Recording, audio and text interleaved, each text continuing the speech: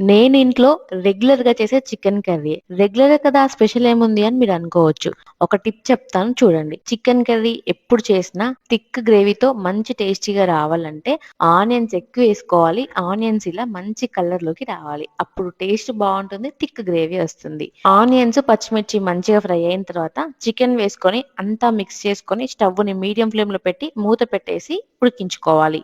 తర్వాత మూత తీసేసి అల్లం వెల్లుల్లి పేస్ట్, పసుపు వేసుకొని, అల్లం వెల్లుల్లి పేస్ట్ పచ్చివాసన పోయేంత వరకి మంచిగా మిక్స్ చేసుకొని, రుచికి తగినంత ఉప్పుని, కారంని, హాఫ్ స్పూన్ ధనియా పౌడర్‌ని, పావు స్పూన్ గరం మసాలాను వేసుకొని, అంతా మిక్స్ చేసుకొని, స్టవ్‌ని మీడియం ఫ్లేమ్‌లో పెట్టి 10 మినిట్స్ పాటు మూత పెట్టేసి మధ్యలో మధ్యలో కలుపుతూ మనం వేసిన ఉప్పు, కారం చికెన్‌కి మంచిగా పట్టేలాగా మిక్స్ చేసుకోవాలి. ఆ తర్వాత మన గ్రేవీకి తగ్గట్టుగా వాటర్ వేసుకొని దగ్గర పడేంత వరకి ఉడికించుకోవడమే. ఫైనల్‌గా కొత్తిమీర వేసేసి స్టవ్ ఆఫ్ చేయండి. చాలా సింపుల్‌గా ఉంది కదా! తప్పకుండా ఒకసారి ఇలా ట్రై చేయండి. Thank you for watching.